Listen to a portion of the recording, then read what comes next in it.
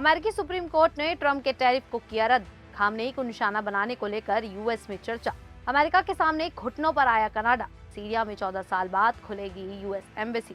पाकिस्तान अपने ही जवानों को पहचानने से कर रहा इनकार। तारिक रहमान के राज में सुधरेंगे भारत से रिश्ते। चिली में गैस टैंकर पलटने से जोरदार धमाका। नमस्कार, मेरा नाम है शालिनी और आप देख रहे हैं द न्यूज 15। स्वागत है आपका हमारे खास प्रोग्राम दुनिया के हालचाल में। चलिए नजर डालते हैं बड़ी खबरों पर विस्तार से। अमेरिकी सुप्रीम कोर्ट ने 20 फरवरी 2026 को राष्ट्रपति डोनाल्ड ट्रंप के बड़े पैमाने पर लगाए गए वैश्विक टैरिफ को रद्द कर दिया। कोर्ट ने 6-3 के बहुमत से फैसला दिया कि ट्रंप ने 1977 के अंतर्राष्ट्रीय आपातकालीन आर्थिक शक्तियां अधिनियम का गलत इस्तेमाल किया।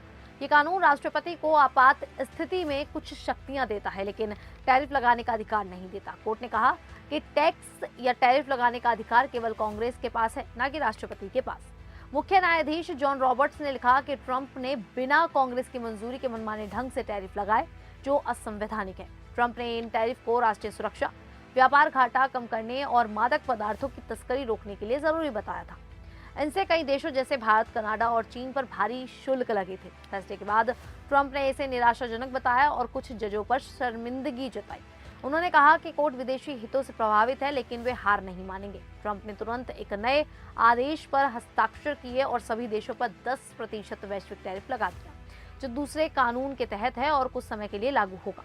भारत के साथ ट्रेड डील जारी रखने की बात कही, लेकिन अब सभी पर एक समान 10% टैरिफ लगेगा। भारतीय मूल के वकील नील कत्याल ने इस केस में ट्रंप के खिलाफ दलीलें दी और जीत हासिल की। उन्होंने कहा कि ये संविधान की जीत है और राष्ट्रपति कितने भी शक्तिशाली हों, संविधान उनसे बड़ा है।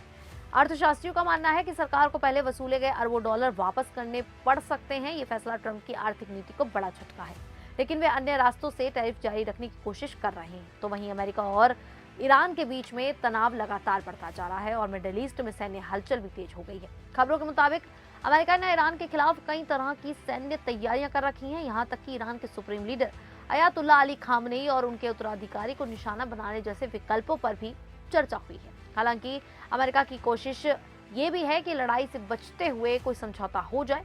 बताया जा रहा है कि ट्रंप प्रशासन ऐसे प्रस्ताव पर सोच रहा है जिसमें ईरान को सीमित स्तर तक यूरेनियम बनाने की इजाजत दी जा सकती है, लेकिन शर्त होगी कि वह परमाणु हथियार न बनाए। अभी ईरान 60% तक यूरेनियम समृद्ध कर चुका है, जबकि परमाणु बम के लिए 90% तक पहुंचना जरूरी होता है। ईरान ने भी चेतावनी दी है कि अगर उस पर हमला हुआ तो वो चुप नहीं बैठेगा और अमेरिका से जुड़े ठिकानों पर जवाब देगा। इसी बीच अमेरिका और सऊदी अरब के बीच संभावित परमाणु समझौते को लेकर भी चिंता बढ़ गई है। कहा जा रहा है कि अगर सऊदी अरब को यूरेनियम संवर्धन की इजाजत मिलती है तो मिडिल ईस्ट में हथियार की दौड़ शुरू हो सकती है। सऊदी नेतृत्व पहले ही कह चुका है कि अगर ईरान परमाणु बम बनाता है तो वो भी ऐसा करेंगे। वहीं अमेरिका के अंदर भी इस मुद्दे पर बहस चल रही है। कुछ सांसद चाहते हैं कि राष्ट्रपति ट्रंप बिना कांग्रेस की मंजूरी के ईरान पर हमला न कर सके। कुल मिलाकर हालात तनावपूर्ण है, लेकिन बातचीत के जरिए टकराव टालने की कोशिश की जा रही है। वहीं ट्रंप के सख्त रुख के बाद कनाडा ने बहुत कम समय में अपने कई फैसलों में नरमी दिखा दी। ट्रेड, रक्षा और विमान जैसे मुद्दों पर सिर्फ एक हफ्ते में रुख बदलना पड़ा। अमेरिका के सुप्रीम कोर्ट ने ट्रंप के कुछ ग्लोबल टैरिफ रद्द किए, जिससे कनाडा को थोड़ी राहत मिली, लेकिन स्टील, एल्यूमिनियम और गाड़ियों पर टैक्स अब भी लगा हुआ है। ट्रंप के दबाव के बाद कनाडा ने अपने रक्षा खर्च बढ़ाकर जीडीपी का 2% करने का फैसला भी कर लिया। वहीं विमान सर्टिफिकेशन के मामले में भी कनाडा ने तेजी से मंजूरी दे दी। दूसरी तरफ कनाडा ने चुपचाप अमेरिका से F-35 लड़ाकू विमान के लिए एडवांस पेमेंट भी कर दिया।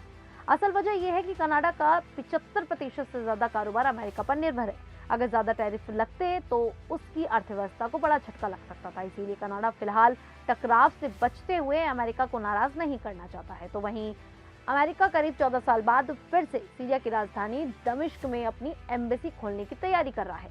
2012 में गृह युद्ध के दौरान सुरक्षा कारणों से एम्बेसी बंद कर दी गई थी। अब स्टेट डिपार्टमेंट ने कांग्रेस को बताया है कि अगले कुछ दिनों में एम्बेसी को दोबारा शुरू करने की प्रक्रिया शुरू कर दी जाएगी। हालांकि इसे पूरी तरह कब खोला जाएगा, इसकी तारीख अभी साफ नहीं है। ये कदम सीरिया के बदलते हालात और नई सरकार के साथ रिश्ते बेहतर करने की कोशिश के तौर पर देखा जा रहा है। अमेरिका सीरिया को दोबारा अंतर्राष्ट्रीय समुदाय से जोड़ना चाहता है। इसी बीच अमेरिका अपने करीब 1000 सैनिकों को भी धीरे धीरे सीरिया से वापस बुला रहा है, जो वहां चल रहे लंबे सैन्य अभियान के खत्म होने का संकेत। तो वहीं 14 फरवरी को बलूच लिबरेशन आर्मी ने दावा किया कि उसने पाकिस्तान सेना के 7 जवानों को पकड़ लिया है। संगठन ने वीडियो जारी कर कहा कि अगर उनके साथियों को रिहा नहीं किया गया तो 21 फरवरी के बाद इन जवानों को मार दिया जाएगा। पाकिस्तान सेना ने इन दावों को गलत बताया और कहा कि वीडियो फर्जी है। इसके बाद बीएलए ने एक और वीडियो जारी किया जिसमें कथित सैनिक अपने सर्विस कार्ड और पहचान पत्र दिखाते नजर आए। इससे मामला और गंभीर हो गया और सेना की विश्वसनीयता पर सवाल उठने लगे। ये घटना ऐसे समय में हुई है जब बलूच में पहले से ही तनाव और झड़पें चल रही हैं। इस पूरे मामले की तुलना कारगिल युद्ध से भी की जा रही है, जब पाकिस्तान ने शुरू में अपने सैनिकों की मौजूदगी से इनकार किया था। अब 21 फरवरी की डेडलाइन पर सबकी नजर है। सवाल ये है कि क्या पाकिस्तान इस बार सच्चाई मानेगा या फिर पहले की तरह इनकार की नीति जारी रखेगा। ये मामला सिर्फ 7 जवानों का नहीं बल्कि सेना की जिम्मेदारी और भरोसे का भी है। वही बांग्लादेश में नई सरकार बनने के बाद भारत बांग्लादेश के रिश्ते फिर से बेहतर होते दिख रहे हैं और बेहतर होने लगे हैं। बांग्लादेश ने भारत के लिए वीजा सेवा दोबारा शुरू कर दी है और अब 24 फरवरी से अगरतला, ढाका, कोलकाता के बीच मैत्री बस सर्विस भी फिर शुरू होने जा रही है। इससे दोनों देशों के यात्रियों को काफी राहत मिलेगी। ये बस सेवा पिछले साल बांग्लादेश में राजनीतिक अस्थिरता के कारण बंद कर दी गई थी। अब हालात सामान्य होने के बाद इसे दोबारा शुरू किया जा रहा है। बस अगरतला से हफ्ते में 3 दिन और कोलकाता से भी तय दिनों पर चलेगी। लंबे समय बाद इस सेवा के शुरू होने से यात्रा आसान होगी और दोनों देशों के लोगों के बीच संपर्क भी बढ़ेगा। वहीं चिली की राजधानी सैंटियागो में गैस से भरा एक टैंकर पलट गया, जिसके बाद जोरदार धमाका हो गया।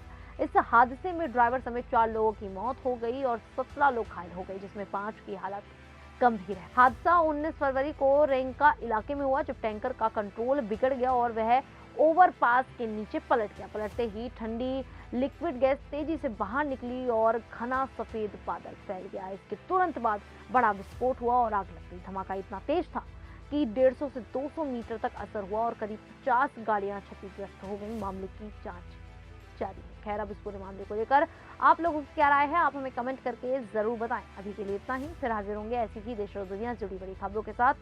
तब तक के लिए देखते रहिए द न्यूज़ 15।